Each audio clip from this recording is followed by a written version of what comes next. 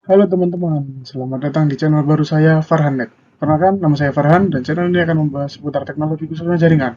Di sini, mari kita sama-sama belajar. Apabila saya ada kesalahan, silakan tuliskan di kolom komentar. Dan bagi yang punya ilmu dan pengalaman lebih, juga bisa sekalian di-sharingkan ke teman-teman melalui kolom komentar. Oke, tanpa berlama-lama saya akan membahas proyek pertama saya, yaitu membuat aplikasi dari home network atau jaringan rumah menggunakan router mikrotik. Oke, lanjut. Nah, jadi apa itu home network? Kenapa nggak pakai internet dari service provider? Ya seperti namanya, home network atau jaringan rumah, yaitu jaringan untuk device-device elektronik agar bisa saling terhubung laptop, PC, smartphone, CCTV, mungkin smart home, itu dan sebagainya, itu agar terhubung satu sama lain. Tujuan utamanya itu adalah untuk mendapatkan manage atau mengatur device-device yang ada di rumah kita, baik itu sifatnya permanen ataupun sementara. Ya misal ada tamu, kita bisa manage device dari tamu itu gimana. Selain itu kita juga dapat mengontrol bandwidth jaringan itu juga. Sebenarnya itu tujuan saya membuat project kali ini. Jadi kita bisa membatasi bandwidth dari tamu itu berapa kecepatannya agar tidak mengganggu internet di rumah. Ya pasti akan memberikan keamanan dan kenyamanan juga di jaringan rumah kita pribadi. Oke, bagaimana kita cara membuatnya home network ini? Ya ada beberapa tahapan yang perlu kita lakukan. Yang pertama, itu ada bagian planning. Jadi kita harus tahu jaringan yang mau kita buat ini diperuntukkan untuk apa aja. Kebutuhannya apa, kita harus memikirkan alamat IP, pengalamatan, dan lain-lain. Ya, ada juga tentang budgeting. Kemudian yang kedua, masih berhubungan dengan planning, kita juga perlu membuat desain jaringannya atau topologi jaringannya. Baik kita pakai berdasarkan logical maupun secara physical.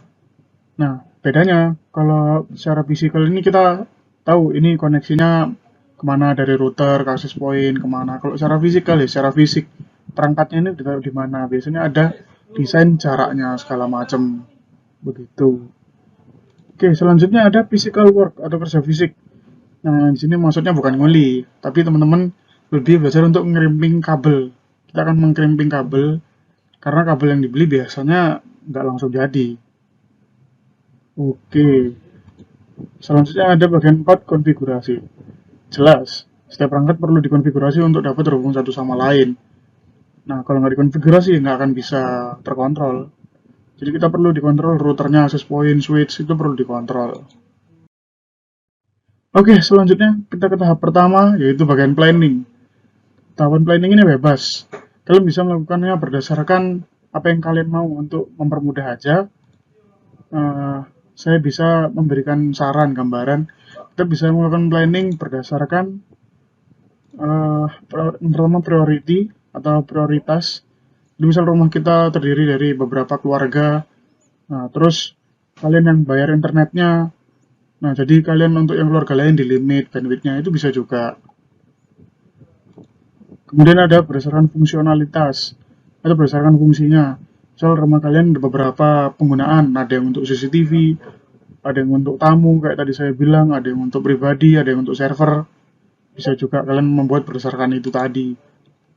Atau device size, misalnya kalian punya puluhan device di rumah, jadi ada koneksi yang khusus untuk HP, koneksi untuk laptop ada sendiri, itu bisa juga.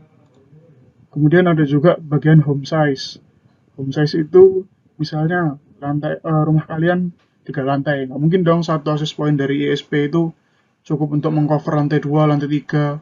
Paling lantai 3 juga nggak dapat internet. Nah itu bisa juga kalian rancang berdasarkan fisik rumah dan lain sebagainya. Nah, tapi kalau pada proyek kali ini saya membuatnya berdasarkan fungsionalitas dan ukuran rumah saya. Jadi yang akan saya buat untuk rumah saya, My HomeNet ini, nanti akan ada visitor network untuk jaringan tamu itu saya letakkan di ruang tamu di depan. Kemudian ada private network, itu jaringan untuk pribadi ada dua karena rumah saya panjang, ada yang di depan, ada yang di belakang. Jadi ada dua access point nanti. Kemudian kedepannya akan ada server, tapi untuk saat ini belum ada, tapi setidaknya sudah dialokasikan dulu di sisi jaringannya. Nanti tinggal pasang servernya.